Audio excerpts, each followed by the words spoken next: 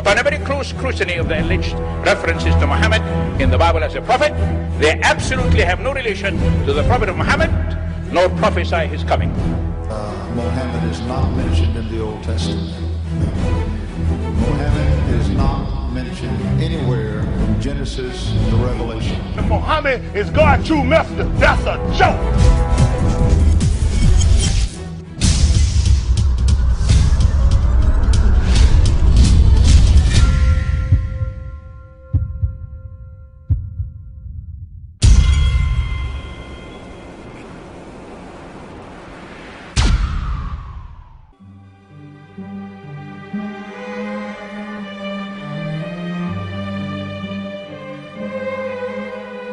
Lo, we inspire thee as we inspired Noah and the prophets after him, as we inspired Abraham and Ishmael and Isaac and Jacob and the tribes, and Jesus and Job and Jonah and Aaron and Solomon, and as we imparted unto David the Psalms.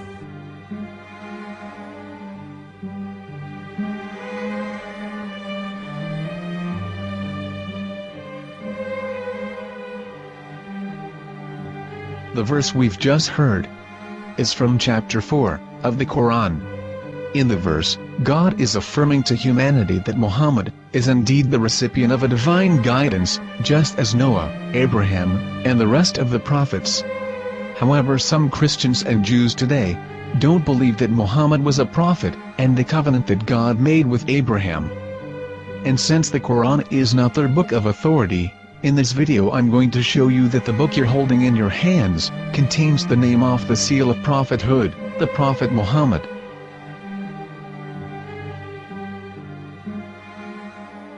As known, the Old Testament was preserved in the Hebrew language.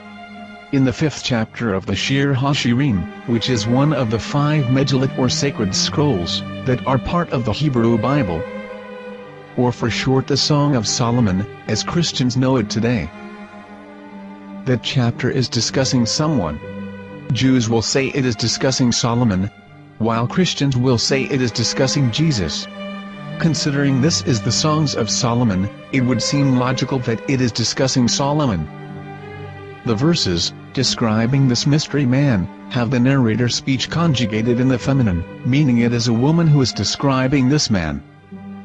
So it is possible that it is one of Solomon's wives discussing her husband Solomon. However, Christians assert that Jesus is being discussed, and that the chapter is describing a man who was not yet alive at that point. A prophecy.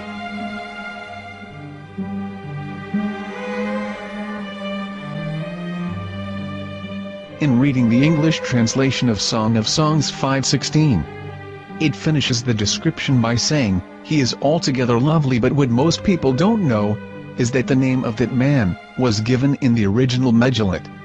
Here is verse 16, and how it is written in ancient Hebrew, before introducing the vowels, in the 8th century. From the Hebrew Bible, on scripturetext.com. Here is the word in question. This word is made of 4 letters. Mem, Het, Mem, Dalet.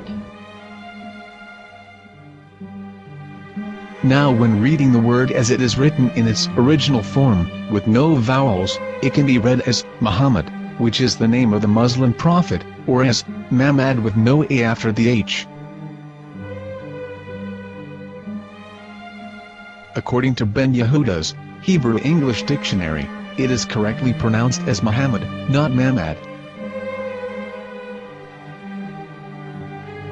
So how we're going to know for sure if it's pronounced as Muhammad, the Muslim prophet, or as Mamad, a random Hebrew word? The only way is to give the verse to a rabbi and say to him, "Please read." Here is the Song of Songs 5:16, and how it is read by a rabbi from a Hebrew Jewish site. Please notice, the im in Hebrew is a plural of respect. חיכו ממתקים וכולו מחמדים, זה דודי וזרעי בנות ירושלים. חיכו ממתקים וכולו מחמד, מחמד, מחמד, מחמד, מחמד, מחמדים. זה דודי וזרעי בנות ירושלים.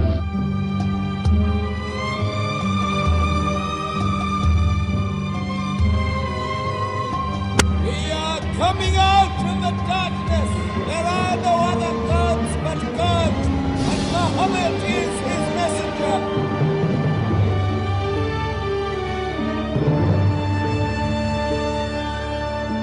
Let the world hear. חיכו ממתקים וכולו מחמדים. זה דודי וזרעי בנות ירושלים. חיכו ממתקים וכולו מחמד, מחמד, מחמד, מחמד, מחמד, מחמדים. זה דודי וזרעי בנות ירושלים.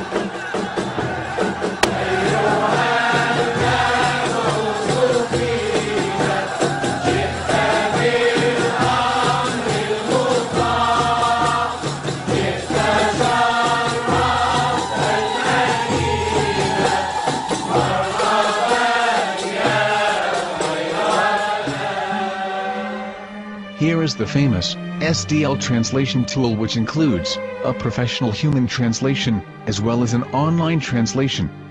We're going to copy our Hebrew word of the Song of Songs, directly from the Jewish site. It's the same site, where you can hear the rabbi reading the verse in Hebrew. All links are in the description, so, we're going to copy the word and paste it, and ask, please translate. Are they going to translate the meaning of the name of that person? As the Bible translators did. Which is the praised and the lovely one, or are they going to keep the name as it is? Well, see it yourself. Here is the World Lingo Translator. The result is the same. It's Muhammad. You have no right. You have no right to translate names of people. Anybody. Your name should be retained. Mr. Black is Mr. Black, though he's white. You have no right to translate names of people. But they have been doing that. Muhammad they translated as altogether lovely. But the word Muhammad is there in the Hebrew language. The word Muhammad is there in the Hebrew language.